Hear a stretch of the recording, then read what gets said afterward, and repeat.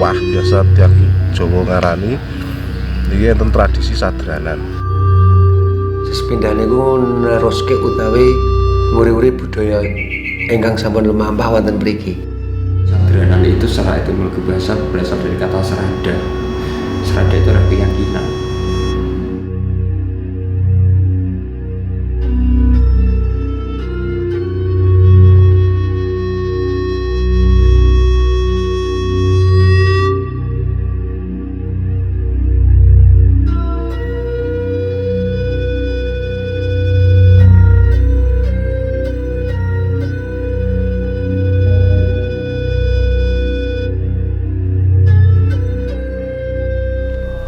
Kalau di sini itu kalau pertama itu membersihkan di lingkup makam dulu, di sekitar makam-makam itu, dan makamnya itu dibersihkan. Sesudah dibersihkan itu nanti baru dilakukan acara, kalau orang Jawa namanya kondangan, tapi kalau bahasa Jawanya itu sodakoh. Teman, ada bantu lu. Nama apa tau? Namanya apa? Tradisi sadranan ini kan sebenarnya namung nalureke dari turun-temurun kepercayaan adat. Di hari bersih-bersih makam nanti dilanjut dengan acara biasa nyebut tenongan. Tenongan itu kan setiap warga membawa makanan yang di wadah tertentu dengan bentuk bulat itu dibawa, dijadikan satu, mereka berdoa bersama, makan bareng untuk apa ya, selain mendoakan para pendahulu orang tua yang sudah tiada, mereka berdoa bersama. Itu secara tradisi di Wonosegoro, dan itu sudah mungkin dari nenek moyang dulu sudah ada tradisi semacam itu. Yang menika saged sareng-sareng kempal manunggal wonten ing makam Dukuh Wonosegoro ingkang saperlu netepi sadranan.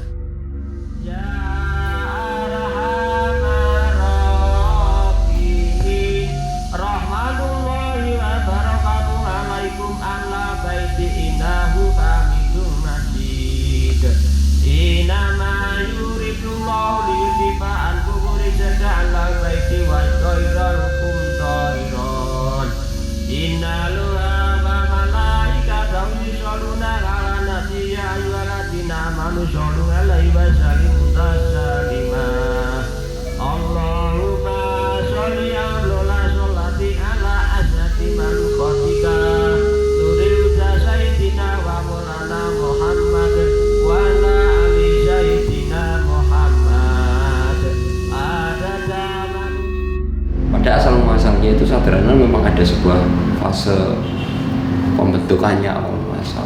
Kita ketahui bahwasanya menurut Agus Sunyarto bahwasanya masyarakat Jawa pada waktu memiliki sebuah keyakinan yang namanya kapitayan. Pada waktu itu memang sangat luar biasa bagaimana bisa menuntaskan rasa haus akan keduniawian. Nah dari situlah syarat sampai dengan bisa bertemu dengan yang disebut ketuhanan. Nah, perjalanan waktu disitulah dirubah bahwasanya secara kulturnya itu meninggalkan kultur yang saat ini kita rasakan bersama, dengan dirubah tata cara adatnya itu dirubah menjadi makanan-makanan, sehingga menjadi sebuah kewajiban tersendiri tanpa harus diberitahukan. Makanan apa saja di situ ya? Makanan kita temui saat ini menjadi nasi, menjadi makanan buah-buah dan sebagainya, untuk merubah dari ekstremisme upacara pada upacara keagamaan pada waktu itu. Nah itu berkembang sampai saat ini.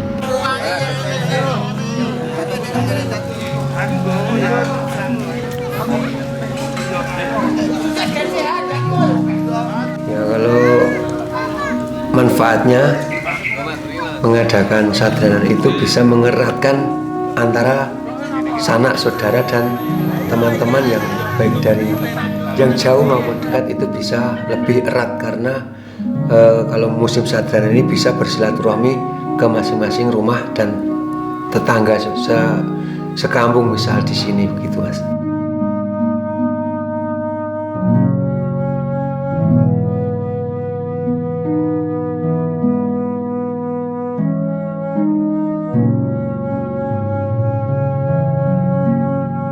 Aspeknya apa saja yang akan kita dapatkan secara manfaat? Sangat luas sekali bagi saya, sangat luas sekali. Luas sekali gimana?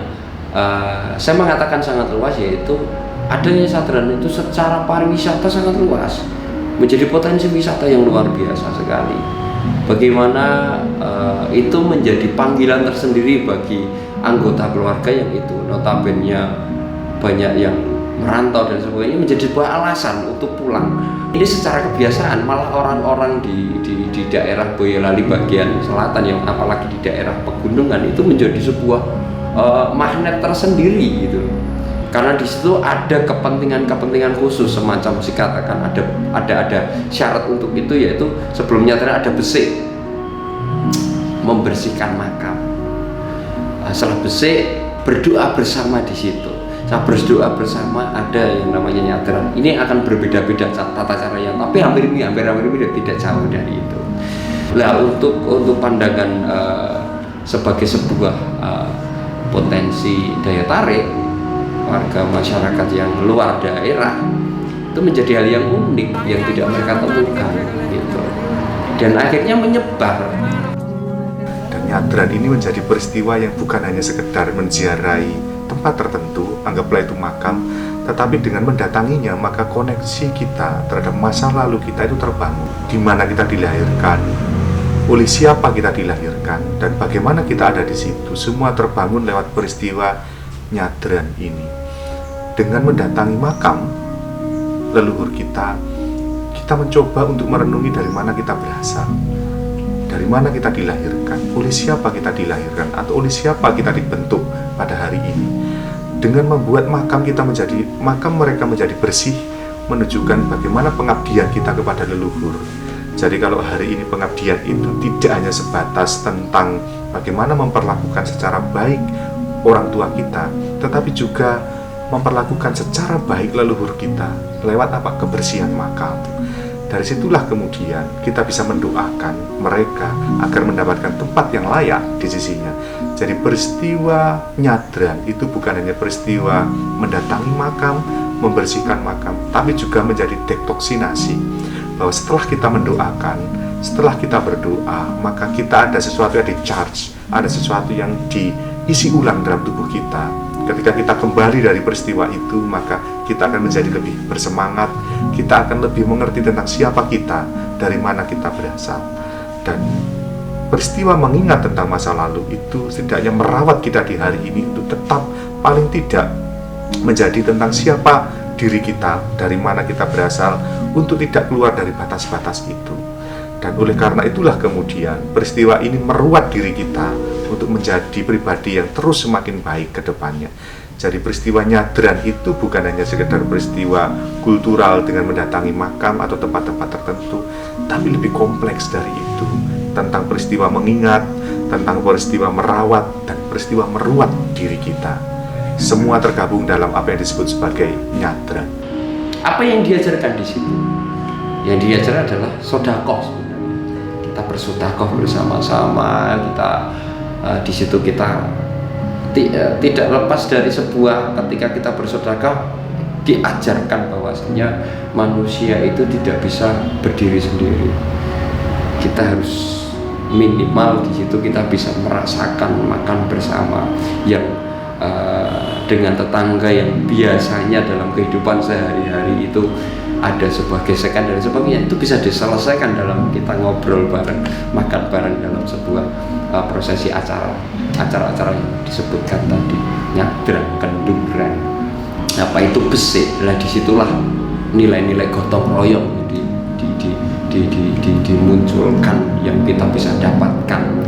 Makanya sangat benar sekali, ini tidak lepas dari hukum apapun, termasuk Pancasila juga mengajarkan itu bagian dari segmen-segmen bagian-bagian dari kultur-kultur budaya Indonesia yang luar biasa.